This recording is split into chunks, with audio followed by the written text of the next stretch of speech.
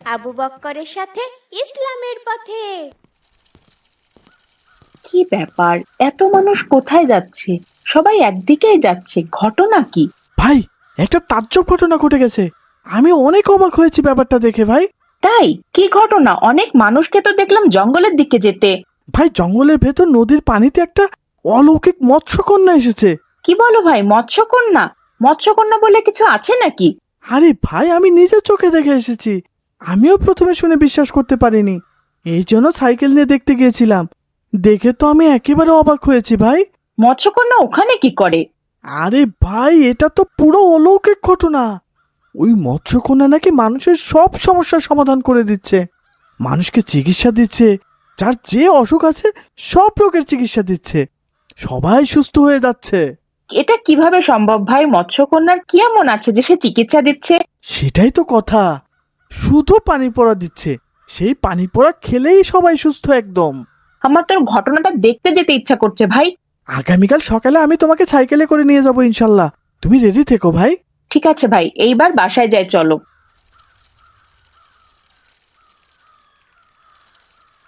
ওরে বাপ রে বাপ, এ তো সত্যি সত্যি মৎস্যকন্যা ভাই, এটা কিভাবে সম্ভব? আমিও প্রথমে দেখে অবাক হয়েছিলাম, আমার তো স্বপ্নের মতো লাগছে একদম। হ্যাঁ, আমি তো প্রায় 2 বছর থেকে প্যারালাইসিস হয়ে আছি, হাঁটতে পারি না গো মা। হ্যাঁ, আমি শুনেছি এখানে আসলে আপনার জল পড়া খেলে সব মানুষ সুস্থ হয়ে যায়, সেই আশায় নিয়ে এসেছি গো মা। আপনি সঠিক জায়গাতে এসেছেন।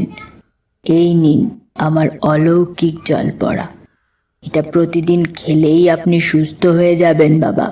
এটার জন্য কত টাকা হাতিয়ে দিতে হবে গো মৎস্যকন্যা? এটা খুব সামান্য হাদিয়া বাবা। এটা তো আর আমি নেই না, এটা নেয় আমাদের মহারানী। উনি বলেছেন প্রতি জল পড়া মাত্র ৩,৯৯৯ টাকা। ঠিক আছে মৎস্যকন্যা, হ্যাঁ আমি এখনই দিচ্ছি। কিরে কিরে বাচ্চারা, তোদের কি সমস্যা আমাকে বল। কিন্তু সাবধান, অতি চালাকি করবি না। আমি কিন্তু ভয়ঙ্কর মৎস্যকন্যা। না না না না, আমরা চালাকি করছি না, শুধুই দেখতে এসেছি। তোকে দেখে তো আমার সন্দেহ হচ্ছে। আমার সাথে চালাকি করলে কিন্তু ছাড় পাবি না বাচ্চা, একেবারে ধ্বংস হয়ে যাবি। সাবধান। না মানে এরকম কিছু না মৎস্যকন্যা। ঠিক আছে, এইবার এখান থেকে তোরা যা। তোরা থাকলে আমি কাজ করতে পারবো না। আমরা একটু আপনার চিকিৎসা দেখি মৎস্যকন্যা। যা বলছি এখান থেকে, তোকে আমার পছন্দ হয়নি, যা ভাগ।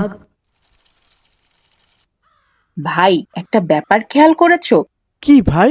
ওই মৎস্যকন্যাটা শুধু শুধু পানি পড়া দিয়ে ৩,৯৯৯ মানে ৪,০০০ টাকা নিয়ে নিচ্ছে। তাতে কি, সব জটিল অসুখ তো ঠিক হয়ে যাচ্ছে। ডাক্তারের কাছে গেলে পরীক্ষা ও পরীক্ষা সব করিয়ে কত টাকা লাগে। কিন্তু উনি টাকা নেবেন কেন? উনি তো পানিতে থাকেন। পানিতে কি আমাদের টাকা চলে? তাহলে টাকা নিয়ে কি করবে উনি? ঘটনাটা রহস্যজনক কিন্তু ভাই। ধুর ভাই, তুমি সব কিছুতেই রহস্যের গন্ধ খুঁজে পাও। এটা নিয়ে আমাদের আরো ভাবা উচিত। একে তো মৎস্যকন্যা বললে কোরআন হাদিসে কিছু পাওয়া যায় না, তারপরেও সেই মৎস্যকন্যা আবার টাকা নিয়ে পানি পড়া দিয়ে মানুষের চিকিৎসা করছে। কেমন না একটা ব্যাপার? ভাই চলো তো, তোমার মাথা খারাপ হয়ে গেছে, বাসায় যে গোসল করে ঘুম দাও। মা, আপনি আমার মা। আপনার পানি পড়ায় আমার পা এখন পুরোপুরি সুস্থ মা। আমি এখন হাঁটতে পারছি। হ্যাঁ, আপনাকে অনেক ধন্যবাদ মৎস্যকন্যা।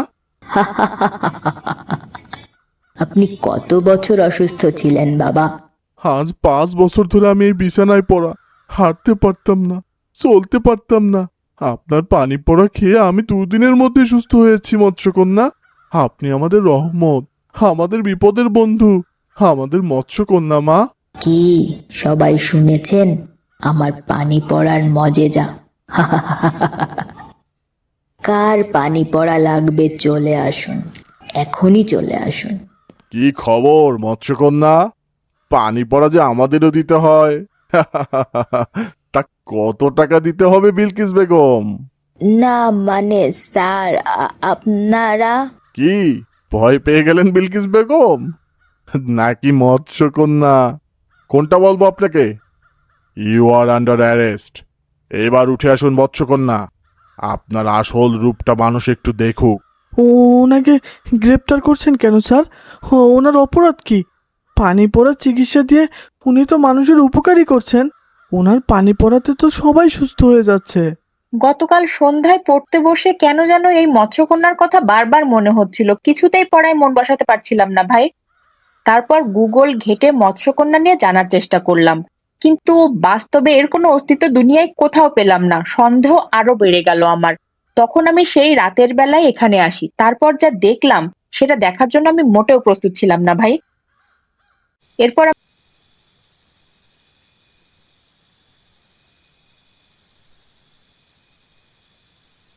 আজ কত টাকা হয়েছে? আজ সম্ভবত 1 লক্ষের বেশি। এই এলাকার মানুষগুলো একটু বেশিই বোকা, সহজেই ধোকায় পড়ছে। বোকা লোকের সাথেই তো আমাদের ব্যবসা। চালাক হলে তো কবেই ধরা খেয়ে যেতাম। কিন্তু খুব বেশি দিন এখানে থাকা যাবে না। আবু বক্কর নামে একটা ছেলে আছে, ভীষণ বুদ্ধিমান। আমার মনে হচ্ছে ওই ছেলেটা আমাদেরকে সন্দেহ করেছে। এখান থেকে খুব তাড়াতাড়ি ভাগতে হবে। 30 দিনে 30 লাখ কামাতে পারলেই হয়ে গেল। তারপর অন্য এলাকায় যে অন্য ধান্দা করতে হবে। বাবা, আপনি আগামীকাল যে বলবেন আপনি অনেক বছর অসুস্থ ছিলেন, আমার পানি পড়া খেয়ে সুস্থ হয়েছেন। অনেক ভালো অভিনয় করতে হবে, কিন্তু পারবেন তো? অবশ্যই পারবো। দেখো কাল কি অভিনয়টা করি আমি। এরপর আমি পুলিশকে সব জানাই। এরা প্রতারক, প্রতারণা করে মানুষের কাছ থেকে লক্ষ লক্ষ টাকা হাতিয়ে নেয় এরা।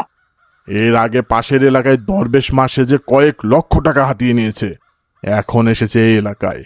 এই চক্রের এটাই পেশা। বহুদিন থেকে এরা এক এক সময় এক এক এলাকায় যায়, তারপর সেই এলাকার মানুষকে বোকা বানিয়ে সবকিছু হাতিয়ে পালিয়ে যায়। খুব ধুরন্ধর। আবু বক্কর, তোকে আমি ছাড়বো না। তুই আমাদেরকে পুলিশে দিয়েছিস, একবার ছাড়া পাই, তারপর তোকে মজা দেখাবো, দেখিস।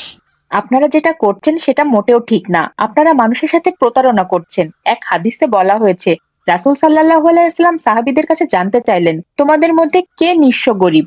সাহাবীরা বললেন, ইয়া রাসূল সাল্লাল্লাহু আলাইহি ওয়াসাল্লাম, যার কোনো টাকা পয়সা নেই সেই গরিব। রাসূল সাল্লাল্লাহু আলাইহি ওয়াসাল্লাম বললেন, না, প্রকৃত গরিব ওই ব্যক্তি যে কিয়ামতে পাহাড় সম নেকি নিয়ে উঠবে, কিন্তু সে জাহান্নামে যাবে। কারণ সে দুনিয়াতে কাউকে না কাউকে গালি দিয়েছিল, প্রতারণা করেছিল, অন্যের হক নষ্ট করেছিল। কিয়ামতের মাঠে ওইসব লোক তার কাছে পাওনা দাবি করবে। বিনিময়ে সে নিজের সব নেকি দিতে বাধ্য হবে। নেকি শেষ হলে তার কাছে দেওয়ার মতো তখন আর কিছুই থাকবে না। তখন সে পাওনাদারদের পাপের বোঝা নিজের মাথায় নিয়ে জাহান্নামে প্রবেশ করবে। চলুন চলুন, এবার হাজতে বসে জেলের খানি টানুন।